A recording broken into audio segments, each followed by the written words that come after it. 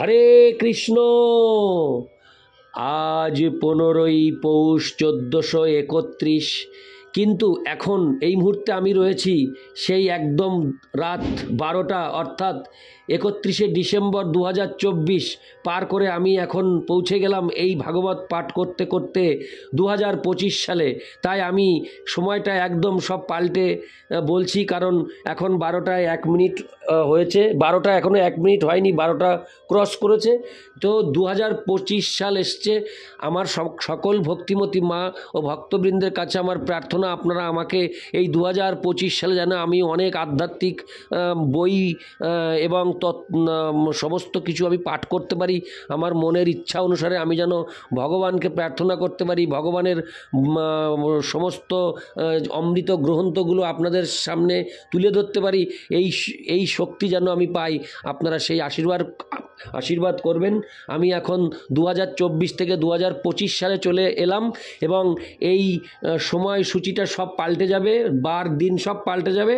তাই আমি আবার সংশোধন করে বলছি, আজ 16ই পৌষ 1431 এবং 1 জানুয়ারি 2025 বুধবার আমি আজ ভাগবতম পাঠ করছি। আজ আমি পাঠ করছি ভাগবতমের 4র্থ স্কন্দ, প্রথম ভাগ, 2য় অধ্যায়, শিবের প্রতি দক্ষের অভিশাপের শ্লোক 31 থেকে অন্তিম শ্লোক 35। ওং নমো ভগবতে বাসুদেবায়। ওং নমো ভগবতে বাসুদেবায়। ওং নমো ভগবতে বাসুদেবায়। হরে কৃষ্ণ কৃষ্ণ কৃষ্ণ হরে হরে, হরে রাম রাম রাম হরে হরে। শ্লোক 31। এষো এব হি লোকানাং শিব পন্থা সনাতন জং পূর্বে চানুষং তসূর্যৎপ্রবাণং জনার্দন। অনুবাদ: মানব সভ্যতার কল্যাণের জন্য বেদ শাশ্বত বিধান প্রদান করে, যা পুরাকাল থেকে নিষ্ঠা সহকারে অনুসরণ করা হয়েছে, তার সুদৃঢ় প্রমাণ হচ্ছেন পরমেশ্বর ভগবান, সমস্ত জীবের শুভাকাঙ্ক্ষী বলে যাকে জনার্দন বলা হয়। তাৎপর্য: ভগবদ গীতায় পরমেশ্বর ভগবান শ্রীকৃষ্ণ ঘোষণা করেছেন যে রূপ এবং আকার নির্বিশেষে সমস্ত প্রাণীর জনক হচ্ছেন তিনি। 84 লক্ষ যোনি রয়েছে এবং শ্রীকৃষ্ণ দাবি করেছেন যে তিনি হচ্ছেন সকলের পিতা।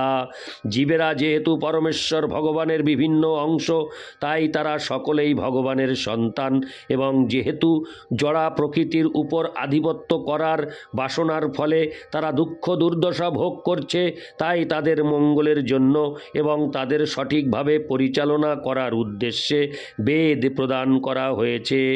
তাই বেদকে বলা হয় অপৌরুষেয়, কারণ তা কোনো মানুষ, দেবতা, এমনকি প্রথম সৃষ্ট জীব ব্রহ্মার দ্বারাও রচিত হয়নি। ব্রহ্মা বেদের রচয়িতা বা প্রণেতা নন, তিনিও এই জড় জগতের একজন জীব। তাই তার স্বতন্ত্রভাবে বেদ রচনা করার অথবা সেই জ্ঞান প্রদান করার কোনো ক্ষমতা নেই। এই জড়জগতের প্রতিটি জীবই ভ্রম, প্রমাদ, করণা, পাটব এবং বিপ্রলিপ্সা, এই 4টি দোষের দ্বারা দুষ্ট। কিন্তু এই জড় জগতের কোনো জীব দ্বারা বেদ রচিত হয়নি, তাই তাকে বলা হয় অপৌরুষেয়। বেদের ইতিহাস কেউ নিরূপণ করতে পারে না। স্বভাবতই আধুনিক মানব সভ্যতায় পৃথিবীর অথবা ব্রহ্মাণ্ডের কোনো ধারাবাহিক ইতিহাস নেই। আধুনিক সভ্যতার ইতিহাস বড়জোর 3000 বছরের ঘটনা বলি, কিন্তু বেদ যে কবে লেখা হয়েছিল তা কেউই নিরূপণ করতে পারে না, কারণ বেদ এই জড় জগতের কোনো জীবের দ্বারা রচিত হয়নি। জ্ঞানের অন্য সমস্ত পন্থা ভ্রান্তিপূর্ণ, কারণ তা এই জড় জগতের মানুষ অথবা দেবতাদের দ্বারা রচিত। কিন্তু ভগবদ গীতা অপৌরুষেয়, কারণ তা এই জড় সৃষ্টির কোনো মানুষ অথবা দেবতার মুখনিসৃত বাণী নয়, তা শ্রীকৃষ্ণের বাণী। তিনি জড় সৃষ্টির অতীত, যে কথা শঙ্করাচার্যের মতো বিদগ্ধ পণ্ডিত স্বীকার করেছেন। রামানুচার্য, মধ্বাচার্য প্রমুখ আচার্যদের কথা না হয় ছেড়েই দিলাম, শঙ্করাচার্যও স্বীকার করেছেন যে নারায়ণ বা কৃষ্ণ জড়া প্রকৃতির অতীত। ভগবদ্ গীতায়ও শ্রীকৃষ্ণ প্রতিপন্ন করেছেন অহং সর্বস্ব প্রভব মত্ত সর্বং প্রবর্ততে। আমি সব কিছুর উৎস, আমার থেকেই সব কিছু প্রকাশিত হয়েছে। এই জড়জগতের সমস্ত সৃষ্টি, এমনকি ব্রহ্মা, শিব এবং অন্যান্য দেবতাদেরও তিনি সৃষ্টি করেছেন, কারণ তার থেকেই সব কিছু প্রকাশিত হয়েছে। তিনি আরও বলেছেন যে সমস্ত বেদের উদ্দেশ্য হচ্ছে তাকে জানা। বেদশ্চ সর্বৈর হমেব বেদ্য।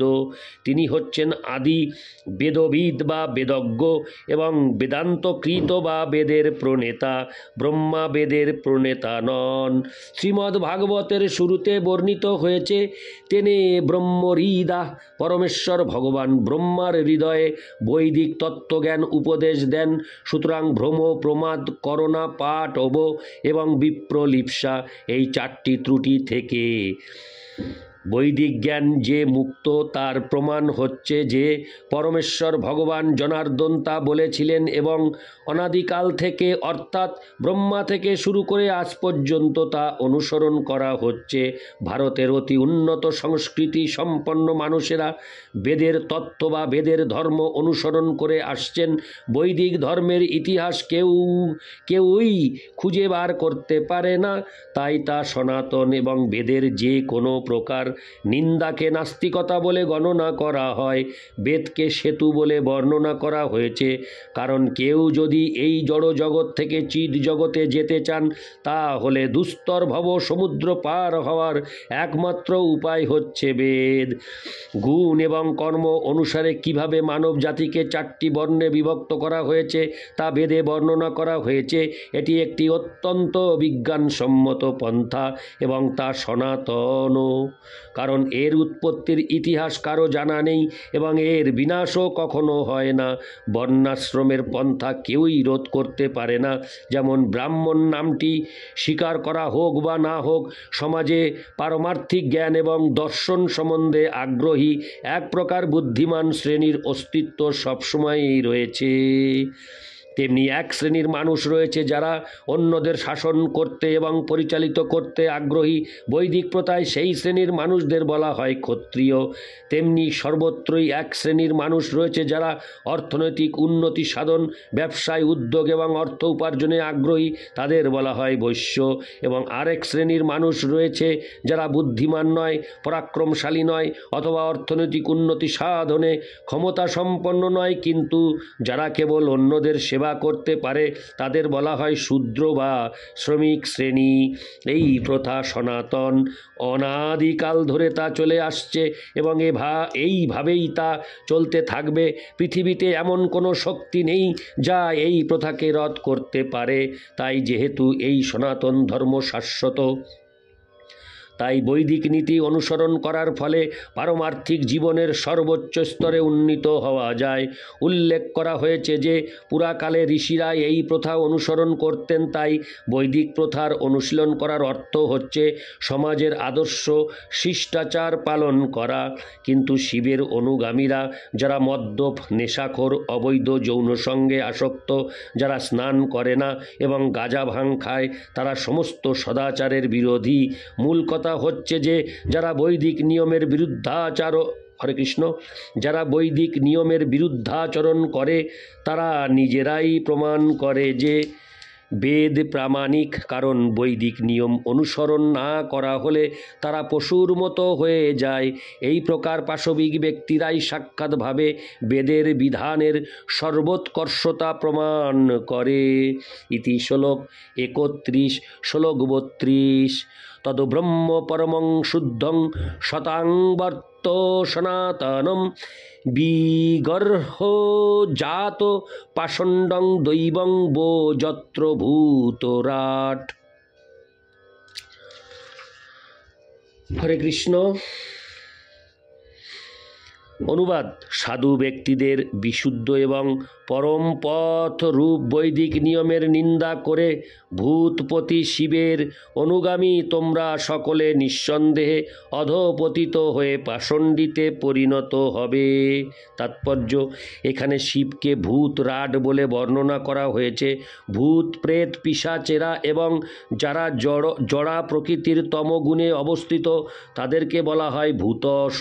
তাই জড়া প্রকৃতির নিকৃষ্টতম গুণে যারা রয়েছে তাদের অধিপতিকে ভূত রাট বলে উল্লেখ করা হয়েছে। ভূত শব্দটির আরেকটি অর্থ হচ্ছে এই জড় জগতে যে জন্মগ্রহণ করেছে অথবা যার উৎপত্তি হয়েছে। সুতরাং সেই সূত্রে শিবকে এই জড় জগতের পিতা বলে স্বীকার করা হয়েছে। এখানে অবশ্য ভৃগু মুনি শ্রী শিবকে নিকৃষ্টতম প্রাণীদের পিতা বলে গ্রহণ করেছেন। নিকৃষ্ট স্তরের মানুষদের স্বভাব পূর্বেই বর্ণনা করা হয়েছে। তারা স্নান করে না, তাদের মাথায় চুল লম্বা এবং তারা নেশাসক্ত। ভূতরাটের অনুগামীদের গৃহীত পথের তুলনায় বৈদিক প্রথা অবশ্যই অপূর্ব, কারণ তা মানুষকে মানব সভ্যতার প্রাথমিক জীবনের শাশ্বত পন্থার সর্বোচ্চ স্তরে উন্নীত করে। কেউ যদি সেই বৈদিক পন্থার নিন্দা করে তাহলে সে নাস্তিকতার স্তরে অধঃপতিত হয়।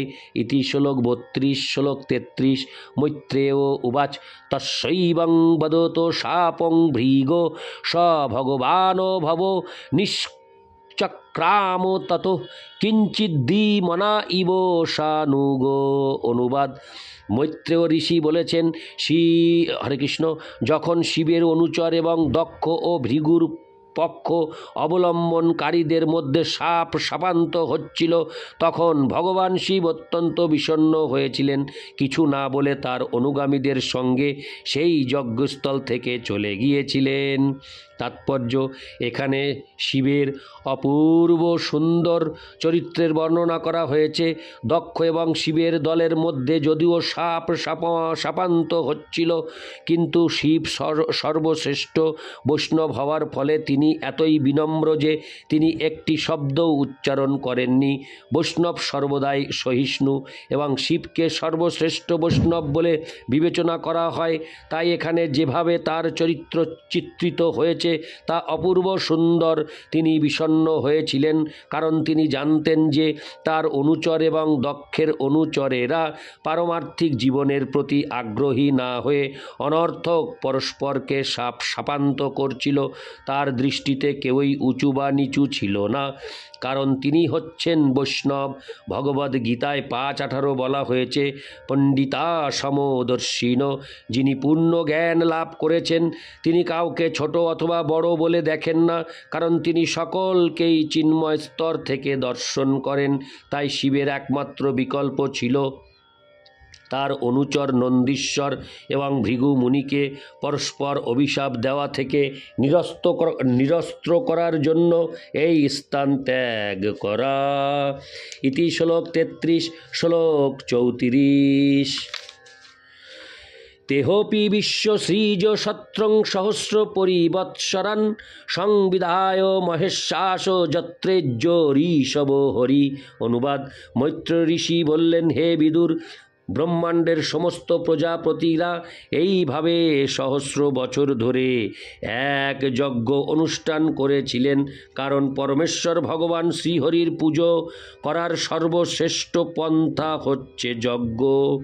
তাৎপর্য: এখানে স্পষ্টভাবে উল্লেখ করা হয়েছে যে বিশ্বের সমস্ত প্রজাপতিরা যজ্ঞের দ্বারা পরমেশ্বর ভগবানের সন্তুষ্টি বিধানে আগ্রহী।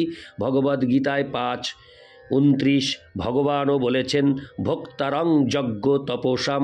মানুষ সিদ্ধি লাভের জন্য যজ্ঞ অনুষ্ঠান অথবা কঠোর তপস্যা করতে পারে, কিন্তু তাদের প্রকৃত উদ্দেশ্য হচ্ছে পরমেশ্বর ভগবানের সন্তুষ্টি বিধান করা। এই সমস্ত কার্যকলাপ যদি নিজের সন্তুষ্টি বিধানের জন্য অনুষ্ঠিত হয় তাহলে সেই অনুষ্ঠান হচ্ছে পাষণ্ড বা নাস্তিক অনুষ্ঠান, কিন্তু তা যখন পরমেশ্বর ভগবানের সন্তুষ্টি বিধানের জন্য অনুষ্ঠিত হয় তখন বৈদিক নিয়ম পালন করা হয়। সেখানে সমবেত সমস্ত ঋষিরা 1000 বছর ধরে যজ্ঞ করেছিলেন। ইতি শ্লোক 34। শ্লোক 35। আপ্লুত্তাবভৃতং যত্র গঙ্গা যমুনয়ান্বিতা বিরজনাত্মনা সর্বে সংসং ধাম যজুস্তত। অনুবাদ: হে ধনুর্বাণধারী বিদুর, যজ্ঞকর্তা সমস্ত দেবতারা যজ্ঞ সমাপ্তির পর গঙ্গা এবং যমুনার সঙ্গমে স্নান করেছিলেন। এই স্নানকে বলা হয় অবভৃত স্নান। এইভাবে অন্তরে পবিত্র হয়ে তারা তাদের স্ব স্ব ধামে প্রত্যাবর্তন করেছিলেন। তাৎপর্য: প্রথমে দক্ষ এবং তারপর শিব যজ্ঞস্থল থেকে চলে যাওয়ার পরেও যজ্ঞ বন্ধ হয়নি। ঋষিরা পরমেশ্বর ভগবানের সন্তুষ্টি বিধানের জন্য বহু বৎসর ধরে যজ্ঞ অনুষ্ঠান করেছিলেন। শিব এবং দক্ষ না থাকার ফলে যজ্ঞ নষ্ট হয়ে যায়নি। ঋষিরা তাদের কার্যকলাপ চালিয়ে গিয়েছিলেন।